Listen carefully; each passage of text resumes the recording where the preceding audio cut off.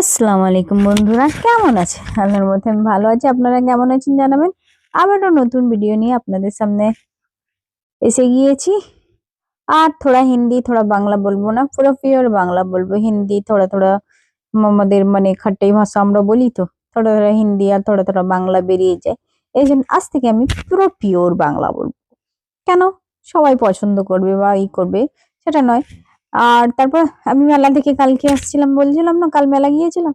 কাল এ মেলাতে গিয়ে কার্পেট কিনেছি। স্পেশালি আমি মেলাতে গিয়েছি কার্পেট কিনতে, আর মেলাতে ঘুরতেও সত্যি কথা ভালো লাগে।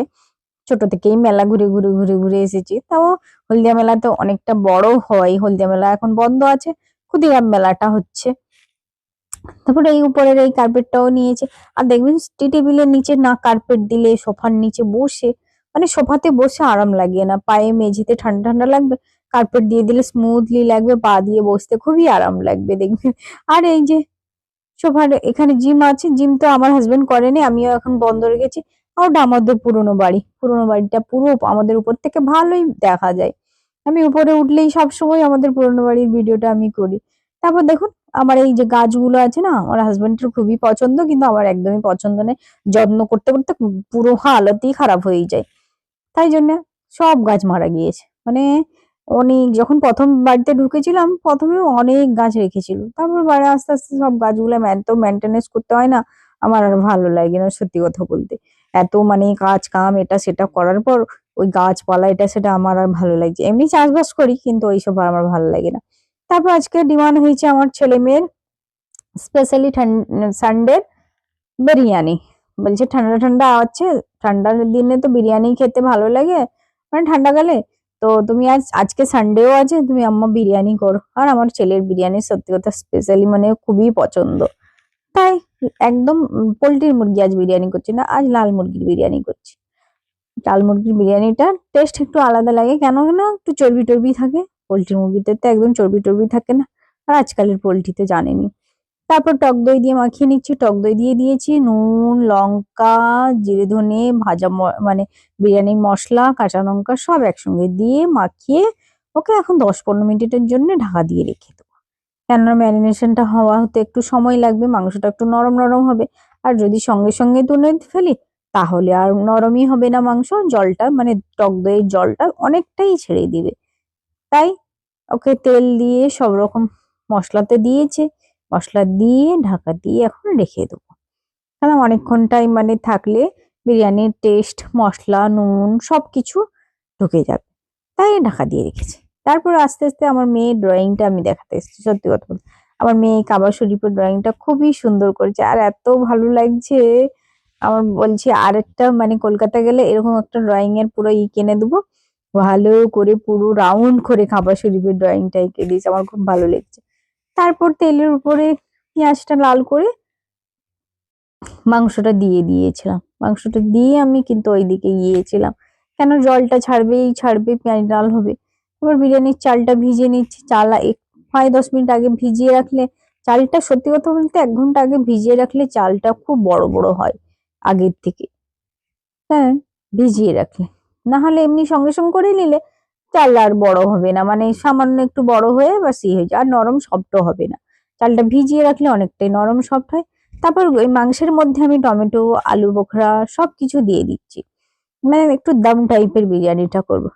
দিয়ে দিলাম, দিয়ে দুধ ঢেলে দিলাম, বা দুধে গোলাপ জল আর আতর সব দিয়ে দিয়েছি ওতে, দিয়ে আলু দিয়ে এবার রাইস গুলো দিয়ে দেবো।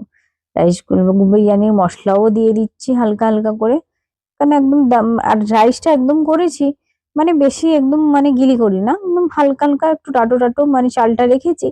কেন ওখানে দম দিলে, দম দেওয়ার পর মানে রাইসটা একটু সরবে বা নরম হবে, তাই একটু শক্ত শক্ত ভাব করে রাইসটা রান্না মানে ভাতটা করেছি। তো আস্তে আস্তে করে দিয়ে দিচ্ছি। তো আমার ছেলে তো একদম বাবা সেন্টার সঙ্গেই বলছে, সিওর আম্মা তুমি বিরিয়ানি করতেছো? আর যে হ্যাঁ, তোমার তো আজকেই তোমার একদম বিরিয়ানি খাবো। যেদিন মাছ হবে বলে দিবে, আমি ভাত খাবো না, সোজা কথা বলবো ভাত খাবো না। খিদেতে থাকবে অথচ, অনেকটাই খিদেতে থাকবে, তাও বলবে ভাত খাবো না। আর ভাত খাওয়ার সঙ্গে সঙ্গে যদিও ভাত খায় মানে একটু একটু সে কি আচার লেবু টেবু দিয়ে মাখিয়ে দিলে কোনো রকম খাবে ছেলেটা আমার। এতটাই দুষ্টু, শুধু স্পাইসি খাবার খাবে, biryani, chilli chicken, fried rice, এইসব জিনিসটা খেতে এতটাই ভালোবাসে ছেলেটা। মানে আমি ছোট দিয়েই ঝাড়তে পারছি না, অনেক ছোট দিয়ে ও এরকম খাওয়া দাওয়া করা।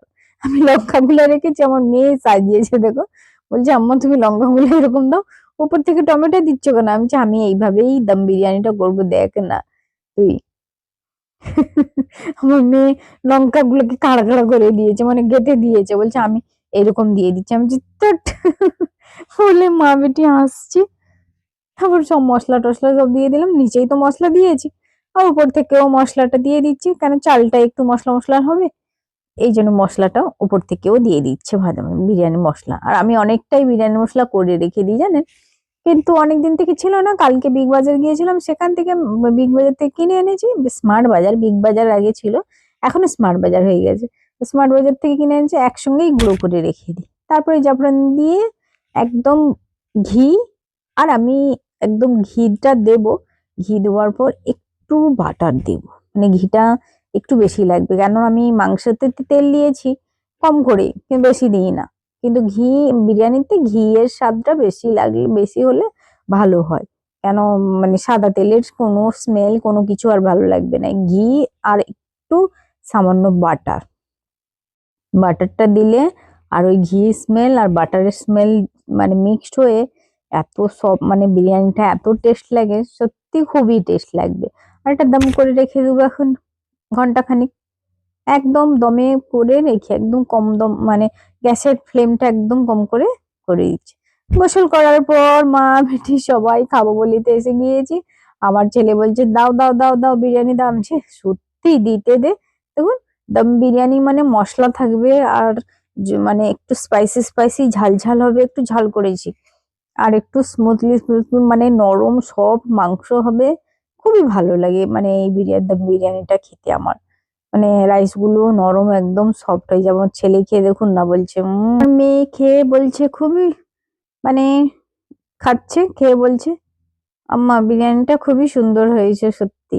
আমি বলছি, আচ্ছা ঠিক আছে, আবার বিরিয়ানি করে খাওয়াবো। এই করে এখানে বিরিয়ানি খেয়ে দিয়ে ব্লগটা শেষ করলাম। সবাই ভালো থাকবেন, সুস্থ থাকবেন, আল্লাহ হাফেজ, বাই। ভিডিও ভালো লাগলে অবশ্যই দেখবেন।